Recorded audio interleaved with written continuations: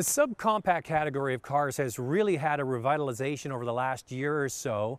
Ford kicked it all off with an all-new Fiesta, then came the Mazda 2 based on the same platform as the Fiesta. Then the Accent came along, the best-selling subcompact in the country. We've also seen a new Chevy Sonic arrive, a new Yaris from Toyota, and not to miss out on the party, shared on the same platform as the Hyundai Accent is the sister car, the Kia Rio. It used to be called the Kia Rio 5. You get the four-door with the hatch, but now they call it the Kia Rio 5-door. There will be a four-door sedan coming next year as a 2013 model.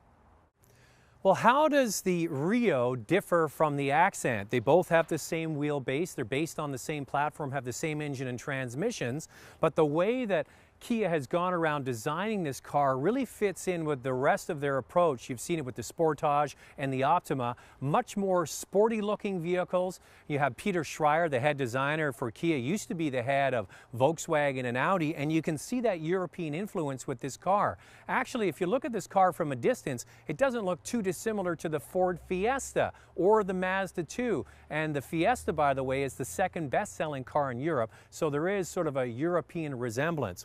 Also, along the back of this car, it's very different from the Accent. The Accent has a straighter roof line and a bigger hatch at the back. Now that gives it almost a wagon-like look and a bit more practicality than the Rio. The Rio is about style. It's about attracting a younger buyer that wants to get into this car and look good.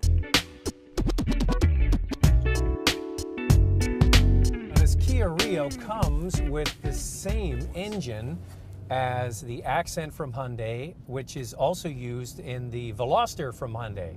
It's a 1.6 liter engine, but it has direct injection technology, gasoline direct injection. Now, 5 years ago, direct injection technology was really exclusively used in high-end cars like Porsches and Audis, and to get it in a subcompact car like this is spectacular. What it offers is much better response and fuel economy. This car has 138 horsepower, that's class leading. The Fiesta is about 120 horsepower, so this wins on horsepower. The Fiesta doesn't feel that much slower than this car, but what it does have is a 5-speed manual transmission, where with this car, the Rio, you get a 6-speed manual transmission. You also get the availability of a 6-speed automatic.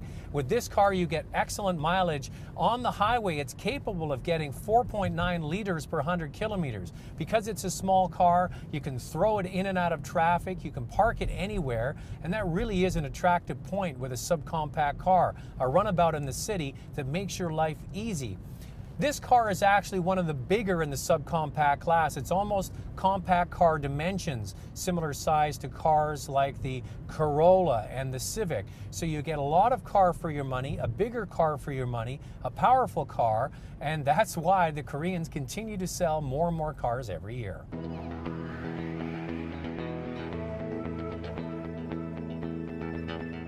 One thing I want to point out about this particular car, it is the base model. Kia didn't give us a fully loaded, trimmed out version, and this is more realistic about what people are actually going to buy out there.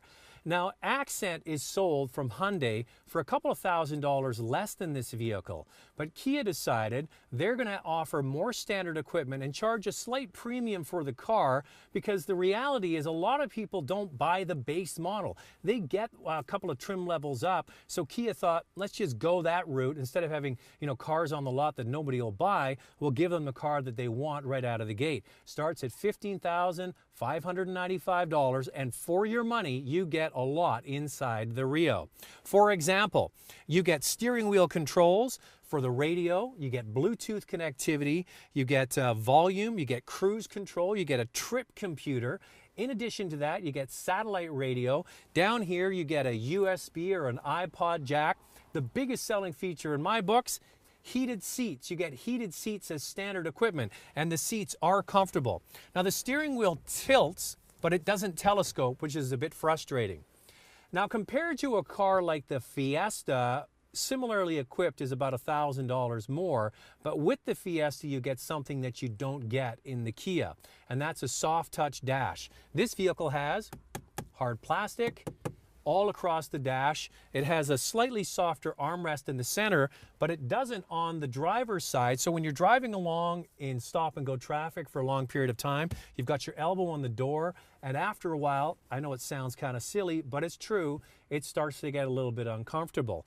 But on the whole, even though it doesn't have the soft touch materials, very nicely designed in here, simple, clean execution. You get a lot of value for $15,595. In reality, I really don't know what else you would want, maybe instead of the wheel covers, alloy wheels, but this is a very nicely equipped car. Now, Kia and Hyundai have a distinct advantage. It's called the currency advantage. Because they manufacture their cars in Korea and they're bringing them into North America, they can offer a lot more content in their cars for the same or less than many of the other manufacturers. And that's what they've been doing. They've been loading up their cars with content, selling them for less, and offering an excellent warranty. This car comes with a 100,000 kilometer warranty. That's excellent. That really satisfies a lot of people's anxiety of maybe buying a Kia product. The thing about this car is it does everything well. It's got direct injection technology, sort of unheard of in this class of car. It's got a 6-speed manual or automatic transmission. Very nicely equipped. As I said, the base model even comes with things like heated seats, iPod jack, Bluetooth, all the stuff you basically need. The only thing this car could use is maybe some more soft touch materials on the dash. Ford spent more on their interior than Kia did on this car, and the reality is that's where you spend all the time, touching and feeling all of the inside pieces of the car. So if Kia could improve that, they'd have a home run. But as it stands, a lot of people will not even notice the harder plastics on the interior. Take a Ria home and be very happy.